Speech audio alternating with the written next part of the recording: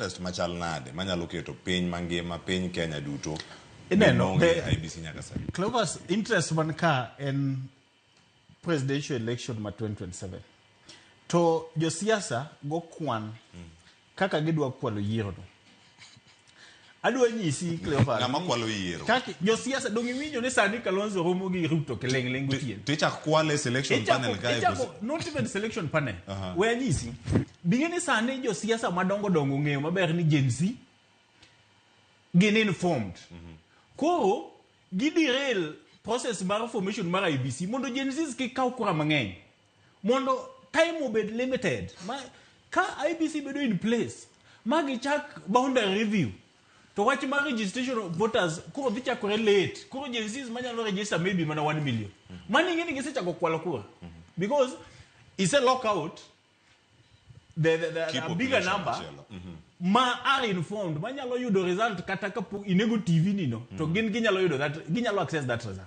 Kuro gimatimore sani en ni serikal ma wantie sani ni plus kisto kola yini Kalonzo ni mokuongo nyakingeni Kalonzo ni be mano tamo kata mane lodge 2207 yini Kalonzo ni mano be ka Kibaki ose make telo gotieno state house ka to Kalonzo the MPs get to join Kibaki ko ginyalo tia de be ni Kalonzo we join Kibaki do ko tiyo kaka president ko Kalonzo ni en ga ngat moro ma odwa ga mano no orito sa sadi ko ngeno sengiyo ni jakom dhieyu ko onge sengeni otemo negotiate sani mondo bed running mate mar Ruto nikech odhi wacho ni ngeni sani ko jakom dhi mi isemiyo jakom e yukro joluodhi luwielo wa ko anu kambani ni mondo mi ami ukambani mi running mate mari ngeni Kalonzo en ga ngat moro marito ga odwoga no bed favored kata okodwoga tiyo matek tiseluwe kuom higni no an kaja chani nikech ne wane azimio ko azimio nigi duon buche 23 ka ko yiero wa ko mondo yudi information nikech ngani inyalo paro kaka ne tek mondo nobio join wa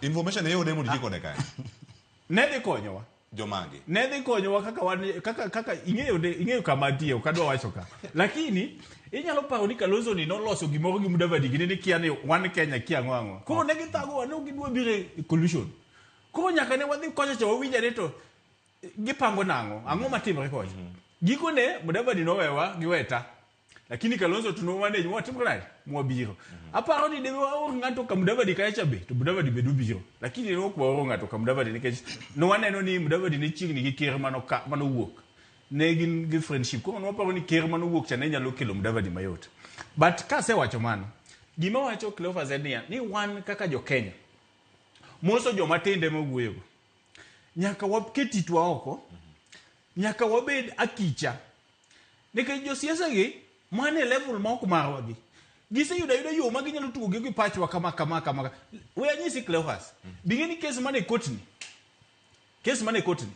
de bed ni jotendwa ma Kenya kadwa ni mondo los IBC in time case no de gisegole kot in para ne wachika chago kaka notimo wachika chago impeachment no chakore ni to kinyo rucho to se tiek maga chago sebedala podene otuo kare no stall lakini impeachment dhi mbele mabe ok dwar rit kata mana wane osetieki eno ya geche ge igolo kucho iduogo ne kindiki iduogo koni to gachago ko wuok ka chagi ginene ang'omio mar IBC ni ok tim gi ng'wech kaka no tim wach gachago cha nyisi ni ya nitie interested parties to jogi ok dwa no losa IBC chon nikech ko losa IBC chon to achiel gima ne timre ni Gen Z dhi register kaka voters mang'eny namba 2 nitie boundary reviews moko midhi tim kaka korwa kaka ndhiwa kacha wanyalo yudo constituency moro mondo wabed gi some counties 9 mano gimo gidwa an kaka kama wuoga ka bondo kasepul ward mantie nyalo barderi nikech of the population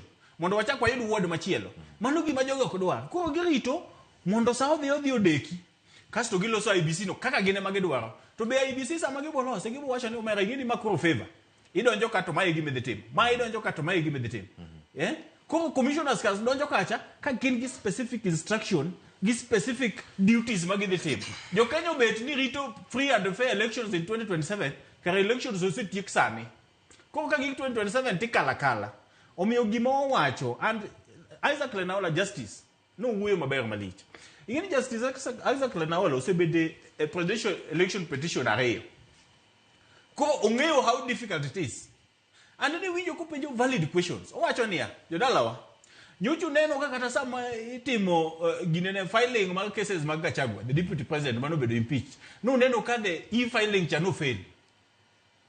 Koro adwa ni uno jo Kenya, uting gini e wiu kudhe 2027.